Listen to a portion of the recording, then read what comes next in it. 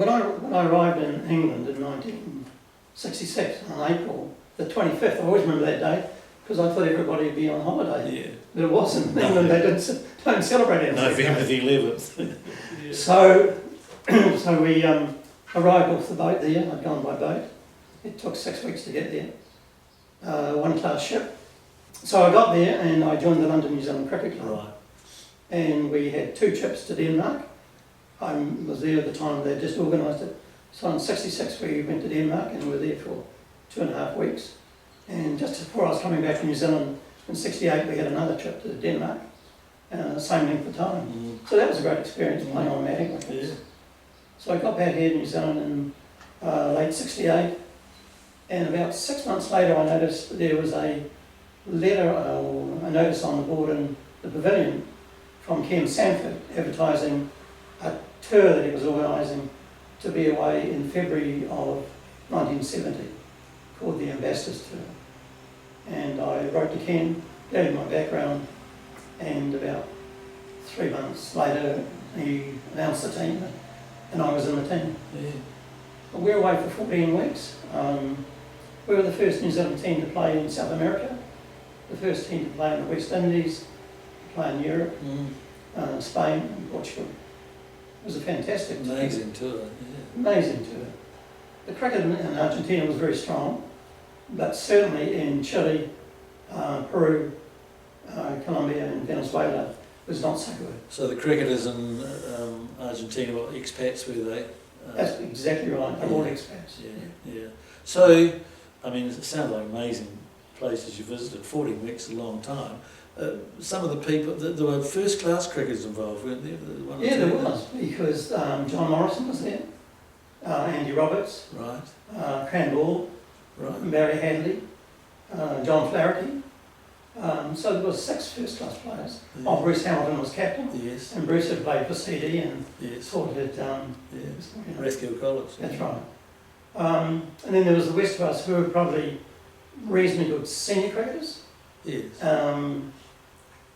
And we won all the games except when we got to the West Indies, the cricket level was much stronger. Yeah. And we played in Grenada, played in St. Lucia, St. Vincent, and Dominica, Right. where we got beaten. And that was the best game of the tour because it was a very, very poor island. It was quite sad to see how run down it was. Right. But the cricket ground was good, surrounded by a lot of trees. And we had a crowd of about 5,000 people watching us, Really? all hanging out of the trees, Yeah, police keeping the field clear. And they had to get about 160, I think, in the end to win the match, and they got the runs with 5 down. right. But that was a really good game, Yeah, really good game. yeah. Oh, good. Actually, I should mention we did go to Bermuda, Right. and that was also a very tough game too. They were really good players, but Bolshe, my add, determined to win the match. Right. I remember facing up at one stage, and he bowled me before I wasn't quite ready, and I was batting with Cranball at the time. I stepped away, but fortunately the ball missed the wickets, and Cran wandered down and said, "We did not do that again." Yeah. But I got 50 odd in that game, I remember, because I hadn't scored that many runs. Right. I was keeping okay, but we had such a good strong batting side Yeah. through South America that often we might not get a back batting line in the order. But the funny thing I was going to say, Michael, was we had a governor's party on the afternoon tea, Right. and we put our ties and our jackets on, and we went up. It was a lovely home, high in the hills above Bermuda, and we lined up, and Ken came along introducing us one by one, and Barry Hadley was on one side of me, and Cran was on the other side. And he got to me, Barry Hadley, and Barry shook his hand. He got to me, and Barry Evans, I shook his hand, and Cranball. So I said afterwards, when we'd finished all the introductions and we had our tea, and I said, "Ken, what was all that about, Barry Evans?" And he said, "Well, Brian, I'm sorry, but occasionally I get a memory loss, and I always keep Barry Evans available for a backup." And I said, "Oh, that's fine." I said, "Well, what was the governor like?" Because you spoke to him for quite a while. Yeah. Now, Ken actually was a very intelligent man. He had written 2 novels. He had written the first autobiography on Charles Upton, and Yes. was the first CEO of the ACC. Right. And so he was a very intelligent man and very well read. And he said he spoke to the governor for a few minutes, and the governor said to Ken, well, what do you do? And Ken said, well, I've just finished a book. And Ken said there was a bit of a pause, and then the governor said, well, that's great, you should read another one.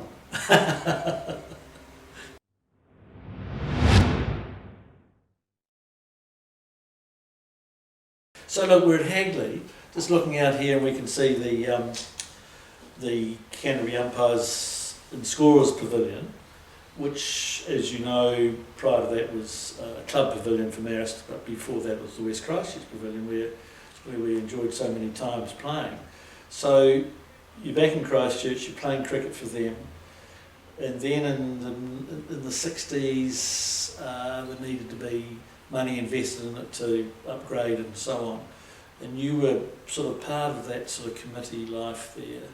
What can you tell us about that pavilion and the transition from there, or the movement from there out to where the current Burnside West ground is at Burnside Oval? It's a very long and complicated story. I mean, the pavilion itself was built in 1865 for the first time when Canterbury played Otago here. But I think by the time we moved into it, we got it actually in 1905 when West Christchurch was formed. And when St Albans joined us, but they were actually meant to go to St Albans Park, but they didn't want to leave the centre of Christchurch. Right. So the two clubs shared that till about 1957 when St Albans Really? got their own new pavilion. But it was interesting. It was never looked after really by the West Christchurch Club, No. particularly when we merged in 1957 with the University Club. And so we became West Christchurch University. But university students are not good at fundraising. They're good at playing cricket And spending money. and spending money, but not good at fundraising. And there's a litany of annual general meetings over a period of about 20 years, where I think it all began with Ralph Byrne about 1960, 57, 58, 59, where he raised the idea of becoming a university club. And that fell over, it didn't work out. And then there was another move by a number of other players to have an annual meeting and discuss turning the club into a university club and using the island grounds. That stage the university had moved out of the city of Christchurch and were opening up their campus at Island. By university club you mean solely students as opposed to non-students playing for the club?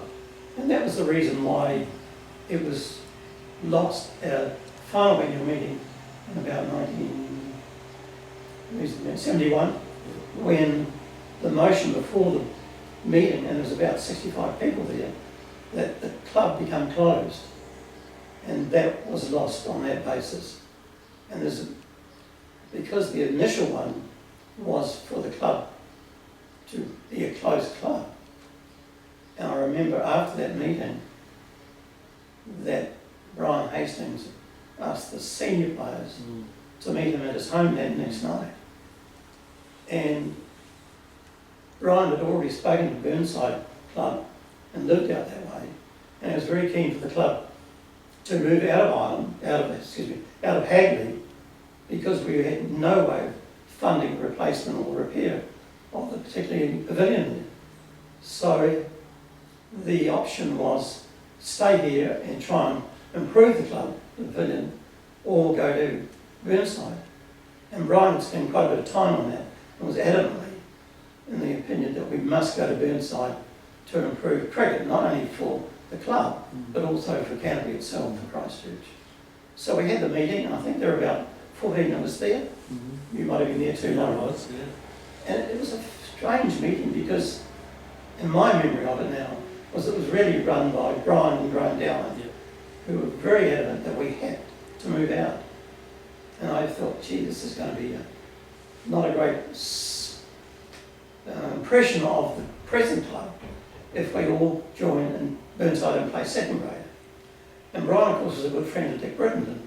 And during the meeting, he rang Dick and said, we are going to join the Burnside Club next year. And as a result of that phone call, the back page had a heading, international players to play second grade cricket next year. Mm. And that went down like a lead balloon around the Mm. cricketing centre. Mm. But in the end, over the years, it's been the right decision. It was a Mm. good decision to make. Yeah, and of course, Grant Dowling was the New Zealand captain at the time, or pretty close to that time, and of course the Burnside club was suburban club, so you had significant, I think maybe 4 New Zealand cricketers, because there was Dowling, Hastings, Jarvis, Trist, going to play suburban cricket at second grades, which was extraordinary really. Well, that was the depth of feeling at the Yeah, time. it was. And the Burnside, there was 4 of us actually went, after that decision to go, John McRae, myself, Graham and Brian Hastings, Mm. we met with the Burnside Mm. club committee to discuss it. And they were enthusiastic. Mm. They were a bit wary about being left with all the fundraising, because they had a very good system in the Havenhead Tavern and the housing money. And they were very good fundraising. But of course, it was a major, and I don't think any of us really realised what we had to do. Because on Burnside Park was just a toilet, Mm. right, nothing else. Maybe there might have been a dressing room. There was the wee dressing room at the back that still exists, that we shared with the wooden shed behind the current pavilion. Yeah, well, it was difficult because we had to build a new pavilion, but upstairs, the lounge room, we had to put in 4 pitches really, because we had to redo the number 1 pitch and put 3 others there. And then over time we had to put some pitches in for the huge number of school kids came along. There was quite an emphasis too that Burnside High and Riccarton High were young secondary schools, and a prominent Christchurch side playing in that area would perhaps stimulate cricket in those schools. The interesting thing was Jack Kerr and Bob Kerr and might have been Dave Lawson actually tried to mend the rift in the club.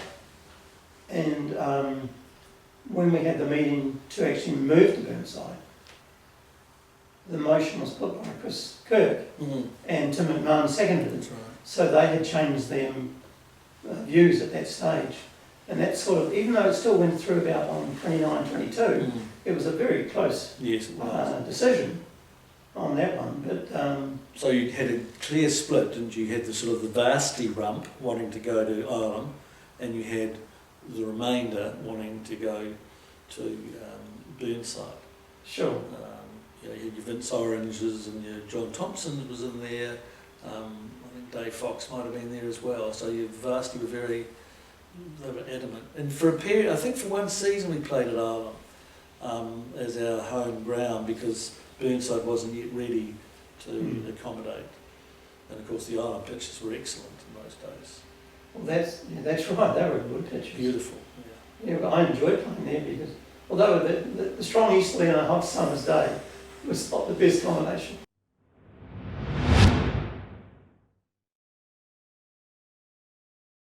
Moving from the sort of the playing area, if you like, or being in charge of the playing area, you held significant, you're an office holder in a huge number of roles in the Canterbury Cricket Association. I mean, chairman, president. Yeah, well, as I said, I joined the association in '75, and LB Duckmanton came to me 5 years later and said, well, the next chairman, John Knowles, is going to Wellington to work. Really, the chairmanship is either you, LB, or myself. And I said, well, I don't want to do it, LB. So he did it for 5 years, and at the end of 1985, he said, well, now it's time for you to take over as chairman. So I was chairman from 85 to 94. And that was a fascinating time because 83, 84 we won the Shield. Yeah. We were a poor side in 84, 85, 85, 86 and even 87, 88. Wasn't much better. But at the end of the 86, 87 season, I remember talking to the selectors saying what can we do to improve the quality of play, and we decided we should get a bowler because he may win matches for us better than a batsman, and we need a bowler with a name. And I knew Mola Holding had retired from Test cricket because they'd been on the tour in 1980 with all the problems. And I rang John Wright, who I knew having managed the Canterbury side, and he was playing for Derby alongside Michael Holding. Right. And I rang John, I had the phone number, and I said, would you approach Michael to see whether he'd be interested of playing cricket for Canterbury? Anyway, Michael was keen. He did make one comment. He said, I'm not sure how I'll be accepted because of what happened in Dunedin. Remember, Yes. and that was his last test he ever played, was that one in Dunedin. Off the short run. All played at this one. Loud appeal for the foot behind. Michael Holding thought he had a caught behind off the New Zealand batsman John Parker. And the umpire said not out. And Michael continued running down the pitch in his follow-through after the decision of not out and just kicked the stumps out of the ground. And I walked in from square leg and remade the wicket, put the bails back on, and I said to Clive Lloyd, the captain, excuse me, skipper, would you mind having a quiet word with your bowler? This sort of behaviour's not on. And one of the slips fieldsmen reacted by saying, you're nothing but cheats. Michael Holding has shown rather more frustration than one would anticipate or expect. And I said, well, then that's past, Michael. You'll be fine. And his demands weren't too high, actually. Brian Ethel was the CEO for us at the time. He did a remarkable job. Roger Mahagan got airfares free for Michael and his partner. We had the Lime Breweries gave us cash. Avon City Ford gave him a car and petrol. Right. And Rusty Hotel through Morrison, who's still there, gave him accommodation, 2 rooms. When they just opened the door, he did have the 2 rooms. Brilliant. One was for cooking and one was a lounge. Living area. So it didn't cost us a lot of money. But the interesting thing about that was when I read Michael's autobiography some years later, maybe 15 years later, he talked about coming to Christchurch. And in the book he says, I enjoyed the time, but I took because the contract they offered me was better than what I was getting in Derbyshire at the time. Really? So he must have been getting peanuts there. Yes. That's But no, he was good to work with, and I got to know him quite well. He came to Christmas lunch with my family. Oh, brilliant. On the day we were playing Boxing Day in Dunedin, so he came down and Christmas, and we played tennis on the lawn there. Right.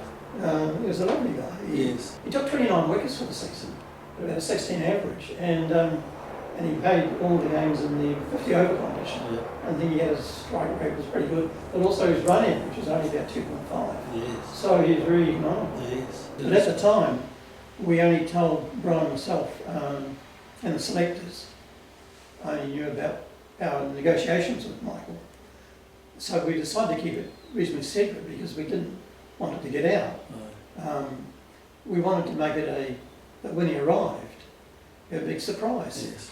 But John Coffey, what's it? Yes. The press Yes. somehow found out about it, and he talks about Holding coming to play for Canterbury next year. I said to John later, well, how did you find out? He said, I'm not telling you. Yes, his contact. So somebody told him about it. Yeah.